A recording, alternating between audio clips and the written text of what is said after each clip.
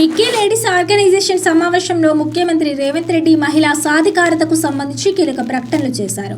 రాష్ట్రంలోని 67 లక్షల మహిళా సంఘాలకు ఇప్పటికే 16,000 కోట్ల రుణాలు అందించామని, వారి ఉత్పత్తులను అమెజాన్ ద్వారా ప్రపంచ మార్కెట్కు అనుసంధానిస్తామని తెలిపారు. 2034 నాటికి తెలంగాణను $1 ట్రిలియన్ ఆర్థిక వ్యవస్థగా మార్చడమే లక్ష్యమని సీఎం స్పష్టం చేశారు. పక్కీ వేదికగా సీఎం రేవంత్ మహిళా సంఘాలకు పలు కీలక హామీలు ఇచ్చారు.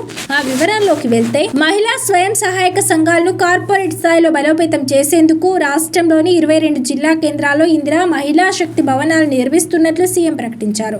ఇవి మహిళలకు వ్యాపార శిక్షణ, మార్కెటింగ్ కార్యకలాపాలకు కేంద్రాలుగా మారతాయన్నారు.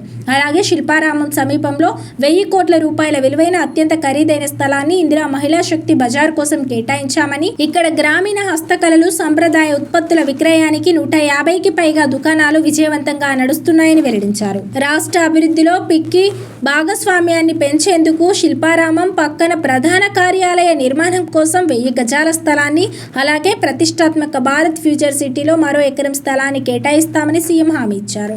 మహిళా పారిశ్రామికవేత్తల సమస్యలను ఎప్పటికప్పుడు తెలుసుకొని పరిష్కరించేందుకు ప్రతి 3 నెలలకు ఒకసారి ప్రత్యేక సమావేశాలు నిర్వహిస్తానని స్పష్టం చేశారు. మహాలక్ష్మి పథకం కింద ఉచిత బస్సు ప్రయాణాల కోసం ప్రభుత్వం ఇప్పటివరకు 11,000 కోట్లు చెల్లించిందని, ఇది కేవలం ఉచిత ప్రయాణం కాదని, మహిళల ఆత్మ గౌరవ ప్రతీక అని సీఎం అభివర్ణించారు. ఇందిరా మహిళా శక్తి పథకం కింద మహిళా సంఘాలకు 1000 మెగావాట్ల సౌర విద్యుత్ ఉత్పత్తి బాధ్యతలతో పాటు విద్యార్థుల యూనిఫారాల కుట్టింపు బాధ్యతలను కూడా అప్పగించినట్టు తెలిపారు.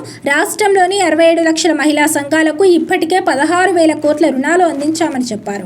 భారత ఫ్యూచర్ సిటీలోకి అమెజాన్ వంటి దిగ్గజ సంస్థ భారీ పెట్టుబడులతో రాబోతోందని సీఎం వెల్లడించారు. ఈ క్రమంలోనే మహిళా సంఘాల ఉత్పత్తులను అమెజాన్ వేదికగా ప్రపంచవ్యాప్తంగా విక్రయించేలా చర్యలు తీసుకుంటున్నట్లు తెలిపారు. 2034 నాటికి తెలంగాణను $1 ట్రిలియన్ ఆర్థిక వ్యవస్థగా, 2047 నాటికి $3 ట్రిలియన్ ఆర్థిక శక్తిగా తీర్చిదిద్దడమే తమ ప్రభుత్వ సంకల్పమని, దేశ జీడీపీలో తెలంగాణ వాటాను 5% నుండి 10% పెంచేందుకు మహిళా శక్తి ఎంతగానో తోడ్పడుతుందని సీఎం రేవంత్ రెడ్డి ఆశాభావం వ్యక్తం చేశారు.